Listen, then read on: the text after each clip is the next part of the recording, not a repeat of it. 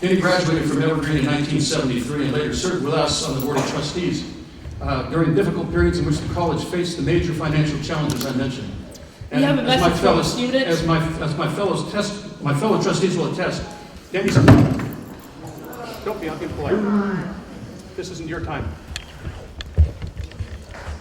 It's not yours either. Okay, so this is a message from a student. Here's their statement. My name is Carl Gonzalez. I am in Standing Rock. I am a grainer. Fuck your neoliberal bullshit to make this school run like a corporation. Fuck raising tuition, catering to racists, homophobes, transphobic, bigots, neo-Nazis, rapists. Fuck you. Y'all are putting us into debt. Y'all are stealing our money. This school is unsafe for marginalized students and you know it. And you don't care. Stop fucking telling us you don't care. You expose yourselves with every policy decision you make. You fire all the teachers who we love, who teach us how to organize against capitalism, because you want to make money.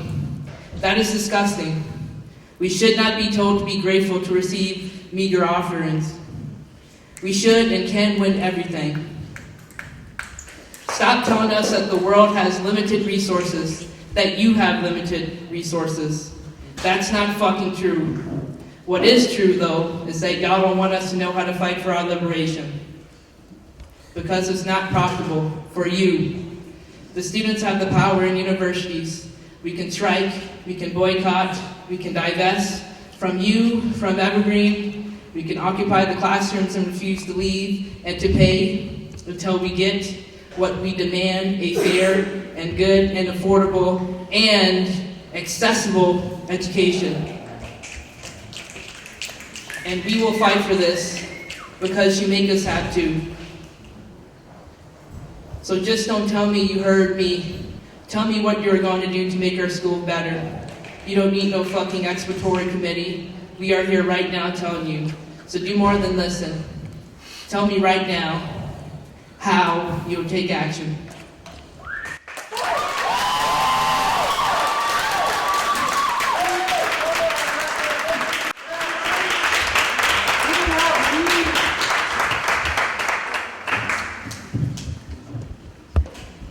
All right. I indicated that he graduated from Evergreen in 1973 and later served on the Board of Trustees with us during difficult periods in which the college faced the major financial challenges that I mentioned. So you're not going to answer! This isn't going away.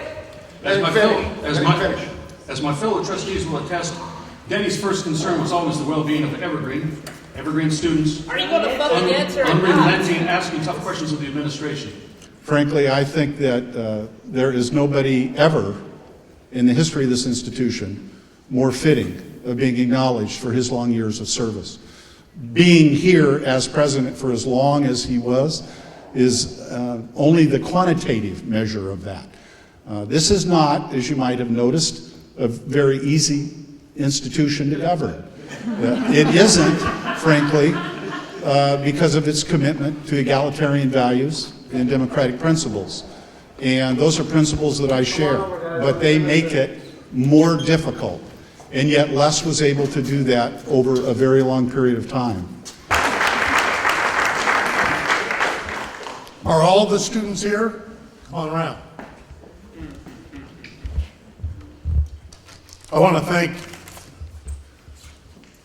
President Bridges and the Board of Trustees for this wonderful honor, and to all of my friends, the staff and the faculty, but most importantly, the students here at Evergreen that I've had the honor of being able to work with, to argue with, to educate, to enjoy over these many, many years. Then why don't the faculty and staff represent us? It is absolutely appropriate today that our students be here expressing their concerns, expressing the concerns that so many of us have. It's essential that we have institutions of higher education that not only allow this type of expression, but also ensure that we have the capacity to express the whole realm of expression. That's what our higher education institutions are about. Many of us thought this would be a very, very different day. A very different day. I'm more than willing to answer a question, but let me finish my comments. I'll honor you, you honor me. Thank you. Now, are you going to let them know? And I will listen. Dr. King stated that the arc of the moral universe bends towards justice. Dr. King is also dead. And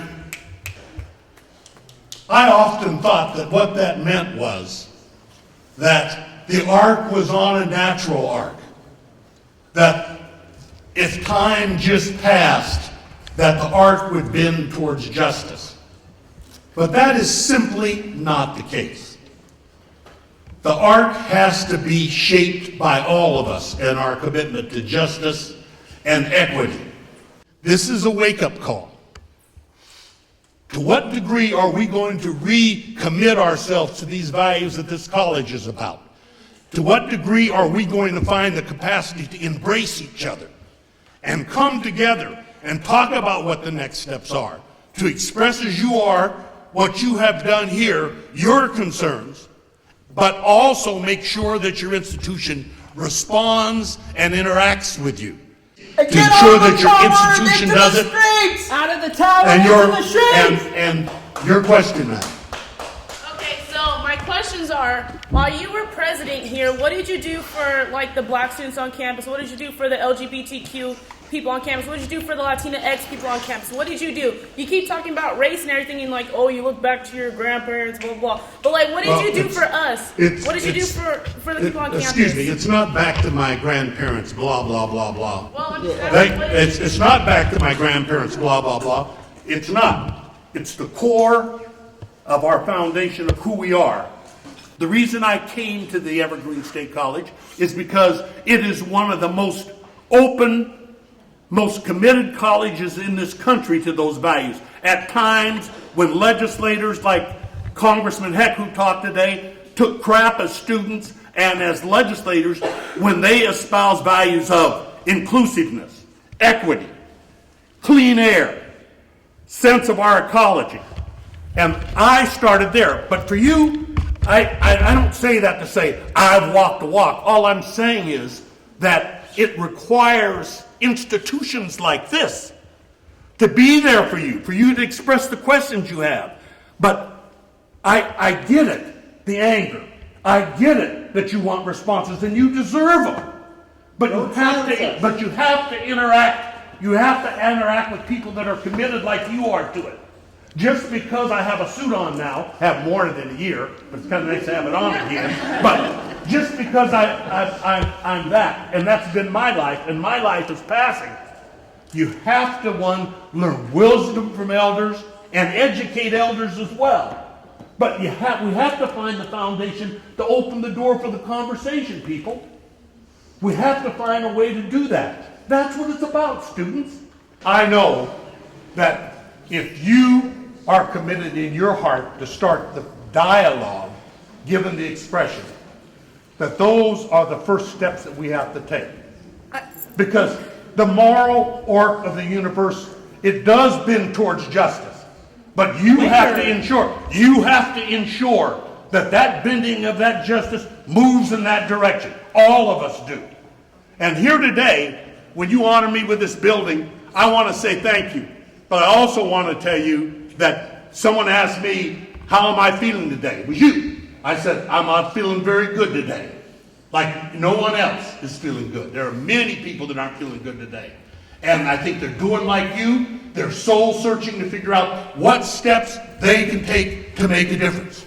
And I want to say that if this building has my name, where students will walk through it to be educated, to have seminars, to argue, to resolve conflicts, that will make all the difference in my heart with my name on this building, because that is what it should do.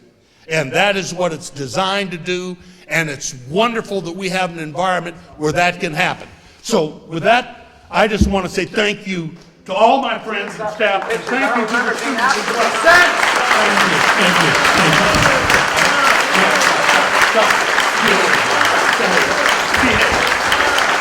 We have one more ceremony.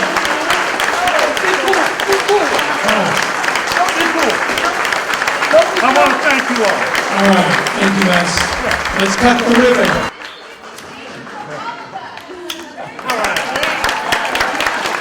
What you guys got going on here right now is your students. Your students are scared. Your students aren't being represented. Your students want answers. You're talking over them, you're clapping over them. Who are you here for? The students are scared. There's racial threats on campus. There's sexual assault going on.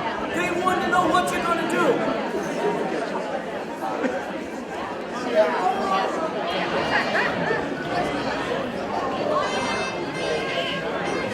Who here cares about our safety? We don't feel safe. Everyone, do not have cocktail parties on indigenous land. Do not pretend everything is fine. We have a fascist president-elect. We have unsafe students. We have white supremacists and neo-Nazis on campus. We have buzzwords and we have no commitments. What is everyone in this room doing with it if you're not committed to anti-oppression, to anti-racism,